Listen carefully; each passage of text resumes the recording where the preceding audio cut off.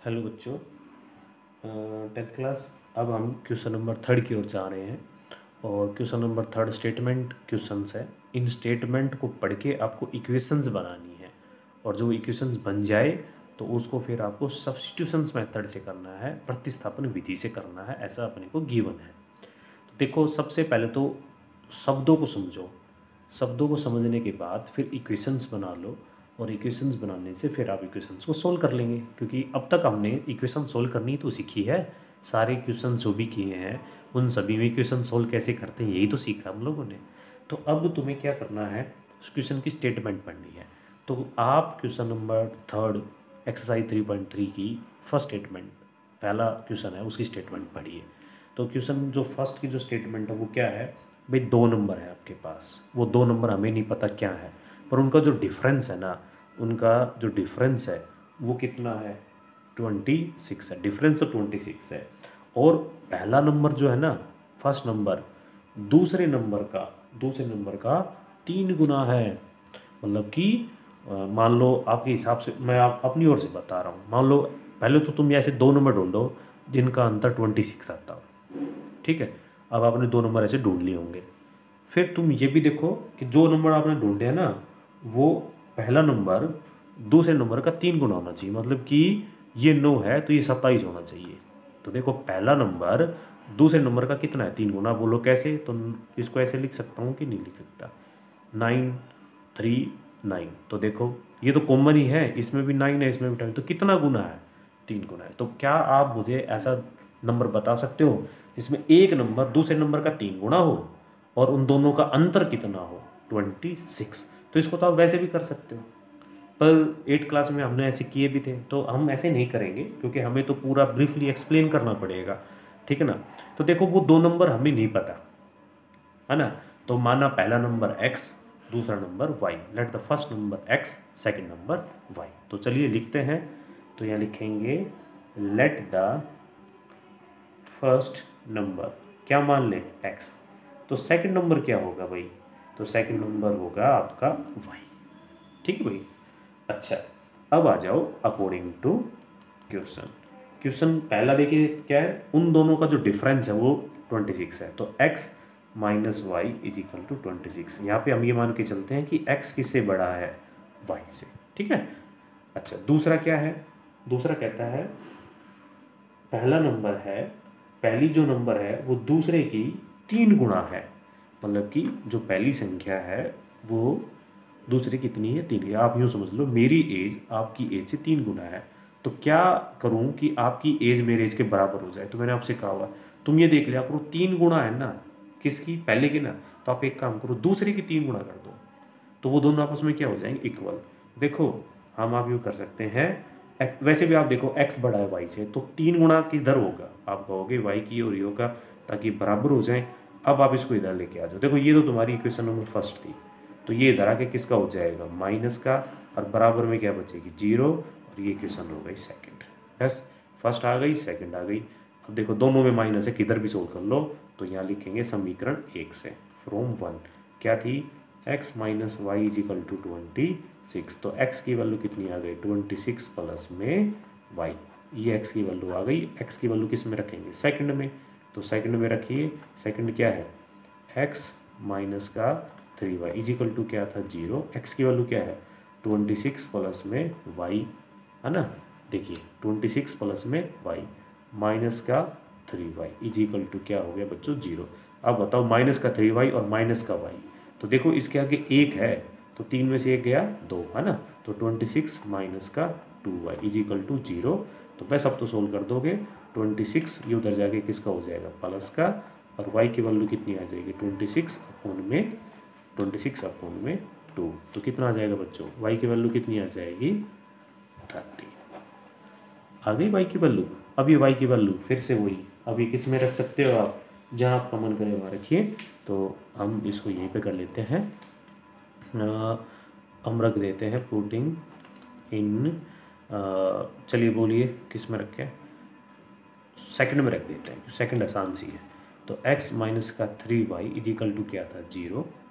x minus y की value कितनी है, 30 इज इक्वल टू 0। तो x 13×3 = 39 है ना भाई, 0, तो x इजिकल टू क्या आ गया 39। देख लो जी। अब आपका तो वो दो नंबर थे आपके 13 और 39। देख लो पहला नंबर दूसरे नंबर से 3 गुना है, 13 3 39 3 गुना है। और इन दोनों का डिफरेंस आप करके देख सकते हो। इनका जो डिफरेंस उसने बताया था 26, वो भी आ रहा है क्योंकि 39 माइनस का 13 कितना आ गया 36 और 3 गुना भी है। इट मीन्स हमारा आंसर बिल्कुल राइट है। ठीक है जी। चलिए स्टूडेंट्स सेकंड्स पार्ट की ओर चलते हैं।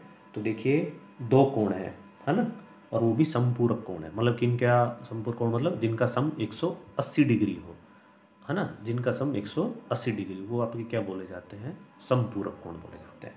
तो कहता है कि दो कोण है, एक छोटा है और एक बड़ा है, ठीक है ना। और जो बड़ा वाला है ना, जो बड़ा है मान लो x है और छोटा क्या है y। कितना बड़ा है 18 डिग्री अधिक है, 18 डिग्री ज़्यादा है ना। या आप समझ लो मेरी एज आपसे 18 वर्ष अधिक है। तो आप मेरे बराबर कब आओ, जब आपको 18 जोड़ दिए जाएं। तो यहाँ पे तो एंगल चल रहे हैं, तो कहते हैं, अब समझिएगा फिर से, दो एंगल्स हैं जिनका सम 180 है, माने कि समपूरक है। अच्छा, और पहला वाला एंगल दूसरे वाले एंगल से कितना अधिक है, 18 डिग्री अधिक है। तो बताओ वो कौन कौन से एंगल होंगे। तो भाई देखो हमें नहीं पता, तो हम इसमें फिर से लेट करते हैं, है ना। क्या, let the first larger angle x degree, है ना। तो यहाँ मैं लिख देता हूँ x डिग्री।